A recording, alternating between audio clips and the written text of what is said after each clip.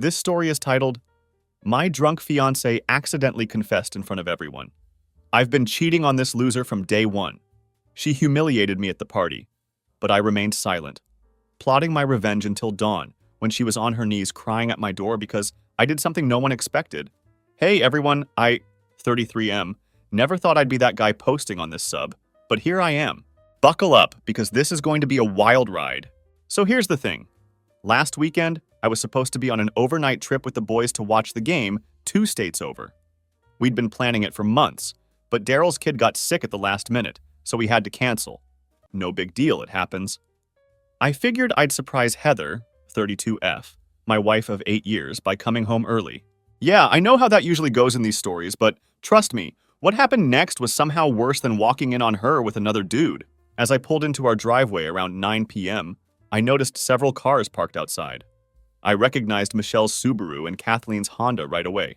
Heather had mentioned having the girls over while I was gone, so this checked out. I was about to walk in the front door when I heard them all on our back deck through the side gate. They were being loud, wine-drunk loud. I was going to head around back to say hi when I heard my name, so I paused. Call it instinct, whatever.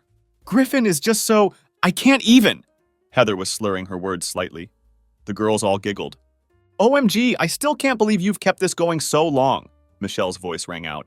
He's too stupid to realize I've been cheating for years, Heather practically shouted it. They all roared with laughter. I literally froze mid-step. My brain just stopped working for a second. Sutton's been the best decision I ever made, Heather continued. Last week, while Griffin was working late, Sutton came over and we did it right on the couch where Griffin takes his precious naps. More cackling laughter followed. No, the sacred nap couch! Kathleen shrieked like this was the funniest thing ever. You should have seen how sweet Griffin was the next day, making me breakfast. If he only knew what his precious wife had been doing the night before. My stomach dropped to my feet. I felt like I'd been punched in the gut. That breakfast, I'd made her favorite avocado toast with those fancy eggs she likes, brought her coffee in bed, told her I loved her. I don't know how long I stood there listening to them swap stories. My whole body was shaking. I learned that my business trips were her favorite times to have Sutton over, that they'd been sleeping together for over 3 years, that she'd even been with him the weekend of my dad's funeral when she claimed she had food poisoning and couldn't attend. I didn't confront them, didn't make a scene. Just silently walked back to my car, drove to a nearby Target parking lot, and sat there until I could breathe again. I must have looked insane, a grown man hyperventilating in his car at 10 p.m. on a Saturday. Once I could think straight, I called Daryl. Thank God his kid was feeling better, and he picked up. Dude, my whole life just imploded, I told him everything. Don't go home tonight, he said. Come crash here. We'll figure this out. At Daryl's place, I paced the living room for hours while he Googled divorce lawyers. My mind kept replaying all these moments from the past few years that suddenly made sense. The girls' trips where she came back with barely any photos, how she'd started keeping her phone face down, the unexplained charges at hotels less than 30 minutes from our house, all those nights she was showing houses to clients after normal business hours. I felt like the biggest fool on the planet. Around 3 a.m., I got a text from Heather. Girls are crashed here. Hope you're having fun with the boys. Love you. I nearly threw my phone against the wall. The audacity. You need to be smart about this, Daryl said, taking my phone. Don't tip her off. Not yet. The next morning, I pretended everything was normal. I told her I'd crashed at Daryl's after drinking too much. She bought it completely. Even had the nerve to complain about having to clean up after the girls while nursing her hangover. Over the next week, I went into reconnaissance mode. When she was in the shower, I checked her phone. Thousands of texts with Sutton, client, going back years, hotel receipts, explicit photos. I took screenshots of everything and emailed them to myself. I checked our finances.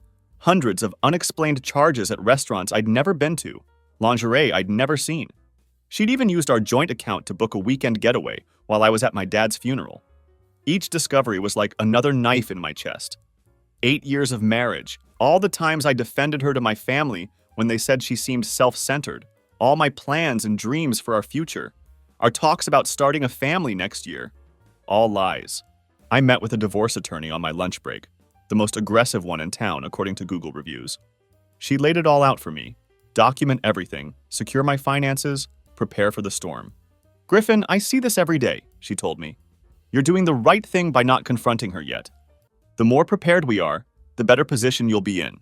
That night, as I watched Heather laughing at something on her phone, probably texting him, something inside me changed.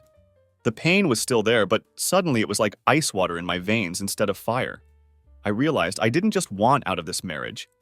I wanted justice. See, Heather built her whole identity around being respected and admired. Her social status, her reputation, her image as this perfect wife with the perfect life that she carefully curated on Instagram. She prided herself on being the one everyone came to for advice, the moral compass of her friend group. And now I had proof that it was all a lie. I started making moves.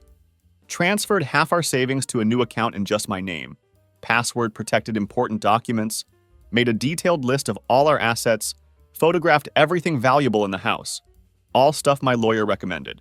Meanwhile, I pretended everything was fine. Kissed her goodbye in the mornings, asked about her day, watched Netflix beside her while she texted Sutton right next to me. Each day, I played the role of oblivious husband, while methodically preparing to blow up her entire world. 2 weeks in, I was ready. I had everything documented: financial statements, evidence of the affair, a new apartment lease signed and paid for, support from my family who were horrified by what she'd done.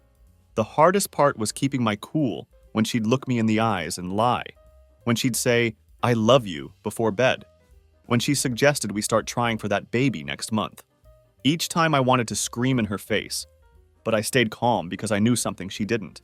The woman who laughed about how stupid I was had no idea I was about to become the most methodical, unforgiving force she'd ever face. And I was going to do it all completely by the book. TLDR. Overheard wife bragging to friends about cheating for years. Instead of confronting her, I've spent weeks gathering evidence and preparing the most comprehensive divorce strategy possible. The countdown to D-Day has begun. First off. Holy shit, you guys. I didn't expect my post to blow up like that. Thanks for all the support and the Reddit gold. WTF. For those asking if this is creative writing practice, I wish. It's been 3 weeks since my last update, and a lot has happened, so buckle up. Remember how I mentioned having a plan? Well, I've been executing it with military precision. The day after my last post, I noticed something weird. Heather started being extra nice, making my favorite dinners, initiating sex, even suggesting we look at houses in better neighborhoods. At first, I thought she somehow found out I knew. But then I realized. Guilt. Classic cheater behavior, according to all the Reddit threads I'd been obsessively reading at 3 a.m. Let me break down exactly what I've been doing. Finances. This was priority number 1. I'd already moved half our savings to my personal account.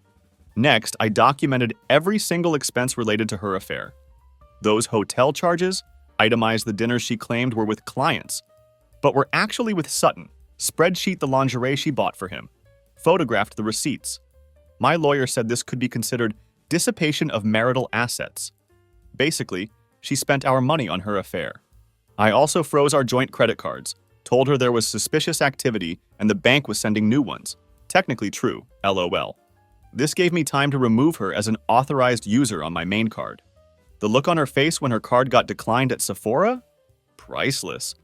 She called me ranting about how embarrassing it was. I just played dumb and said the new cards must be delayed. Property. I quietly moved my important stuff to my new apartment.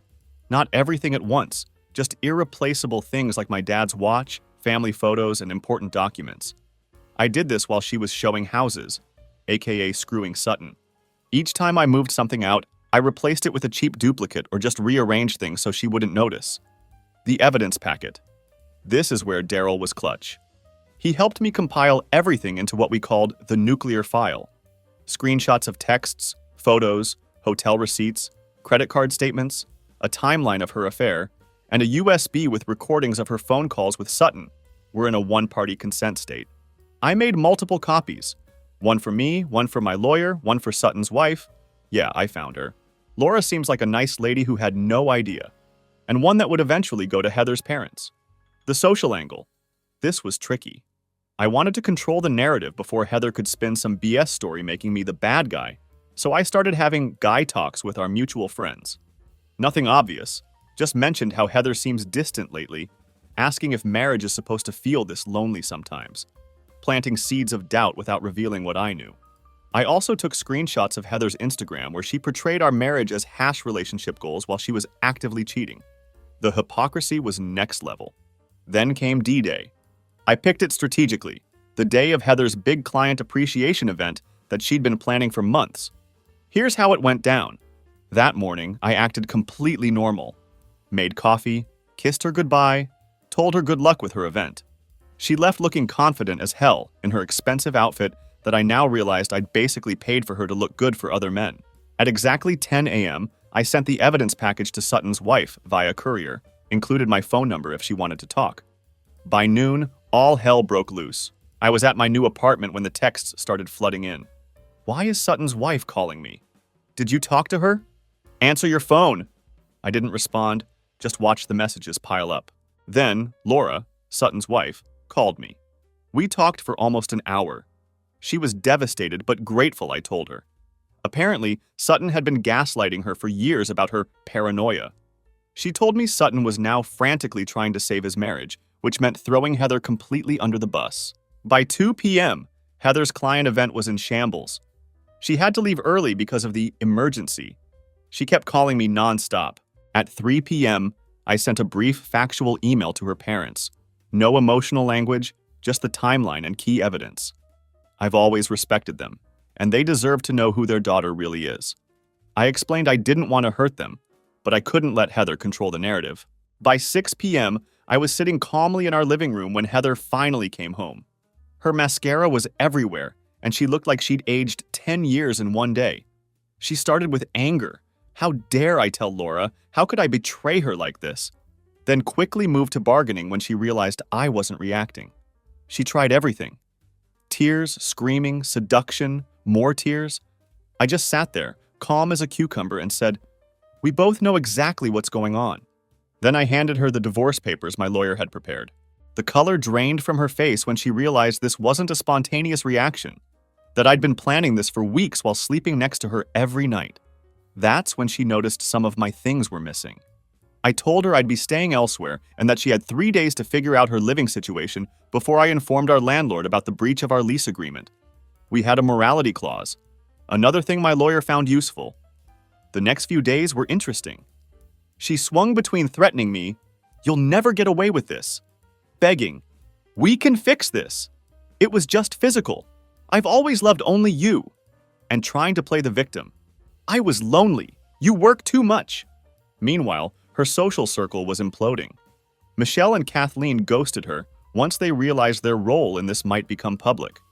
Her parents called her and had a very disappointing conversation.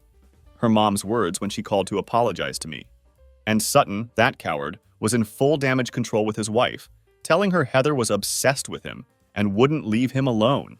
The financial reality hit her hard when she realized half our savings was legally moved to my account. Her access to our joint credit cards was gone. She couldn't afford the rent on her own, and her event disaster meant she'd probably lose clients. Yesterday was the final nail. She found out from mutual friends that everyone knows what she did, not because I went around telling people directly, but because Sutton's wife apparently told her friends, who told their friends, and so on. The social circle she'd carefully built around her perfect image was collapsing. She showed up at my new apartment last night. Somehow she got my address, probably from her friend who works at the leasing office across town. She was sobbing on my doorstep, makeup running, looking completely broken. For a split second, I almost felt bad for her. Almost. I let her in because my neighbors were starting to notice, and I'm not about creating scenes. She immediately launched into how she'd made a terrible mistake, how she'd do anything to fix it, how she couldn't believe she'd risked our marriage for someone like Sutton. I just looked at her and said, "Remember when you told your friends I was too stupid to realize you were cheating?" Well, surprise. The look on her face when she realized I'd heard everything that night, I can't even describe it. Pure shock, then horror, then shame. She started to say something about how she didn't mean it. She was drunk. It was just talk. Blah, blah, blah. I cut her off and told her to sit down because I had something to show her. When Heather showed up crying at my door, she got a surprise she never expected. A complete breakdown of her new financial reality. I had spreadsheets, projections, and a detailed accounting of exactly how screwed she was going to be after this divorce. TLDR. Executed my plan perfectly. exposed wife's affair to everyone who matters, secured my finances, and watched her entire world collapse in real time. She came begging for forgiveness, but got a financial reality check instead. It's been 6 months since my last post. First off, thanks for all the DMs checking if I'm still alive. I am, just needed time to process everything before sharing the conclusion to this whole saga. So you know those YouTube videos where they demolish old buildings? How it starts with small strategic explosions before the whole structure collapses in on itself? That's basically what happened to my ex-wife's life, and I had a front row seat. The morning after Heather showed up crying at my apartment, I woke up to a weird sense of calm. For the first time in months, I slept without waking up at 3 a.m. with that knot in my stomach. Made myself some coffee, scrolled through Reddit, and realized I didn't immediately check my phone for messages from her. Progress. Meanwhile, Heather was experiencing what my therapist later called consequences culture. After leaving my apartment, she apparently drove straight to Michelle's place, expecting her BFF to take her in. According to our mutual friend Jake, Michelle literally pretended not to be home, even though her car was in the driveway and the lights were on. Top-tier friendship right there. So what's happened since then? Let me break it down. The divorce proceedings. The actual legal process was surprisingly smooth. My lawyer was worth every penny. During mediation, Heather tried to argue that she deserved half of everything because one mistake shouldn't erase 8 years of marriage. The mediator, this older lady with zero tolerance for BS, just stared at her and asked if 3 years of documented infidelity counted as one mistake. When Heather realized her usual teary routine wasn't working, she switched to threats, said she'd drag my name through the mud, tell everyone I was abusive, I wasn't, and make the divorce as painful as possible. My lawyer simply slid the photo evidence of her with Sutton across the table and reminded her that Maryland is a state where adultery can impact alimony decisions. The look on Heather's face was priceless, like when you realize you brought a knife to a nuclear war. We settled 2 weeks later. I kept my retirement accounts and most of our assets. She got enough to start over, but nowhere near the lifestyle she was accustomed to. The judge actually told her she was fortunate given the circumstances.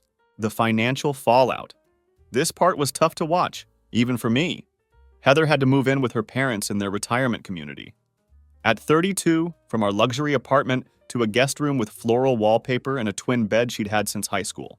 She tried to keep up appearances on Instagram for a while. Lots of cryptic quotes about growth and trusting the journey, with strategic angles that didn't show she was living in her childhood bedroom. But social media is weirdly transparent these days. People notice when you're suddenly posting #TBTs instead of new content. Her financial situation went from bad to worse when she lost her job. Not directly because of the affair, her boss didn't care about her personal life, but because she kept missing work and showing up late. Depression, probably. Can't say I didn't understand that part. The social aftermath. This was the most fascinating part to watch unfold. Our social circle fractured in ways I never expected. Team Griffin, Daryl, obviously, Jake and his wife, most of my coworkers, and weirdly, Heather's cousin Tina, who apparently always knew Heather was selfish, according to family gossip. Team Heather. Initially just her parents, but even they were keeping her at arm's length. Then she somehow reconnected with Kathleen, who had gone through her own divorce and was in a men are trash phase. Team Nobody. Most people just distanced themselves from both of us. Can't blame them. Nobody wants to get dragged into divorce drama. The strangest development was Michelle. After ghosting Heather initially, she reached out to me on Facebook to check how I was doing, asked if we could grab coffee sometime. I declined. Something about the way she jumped ship the moment Heather was struggling felt off to me. The Sutton situation.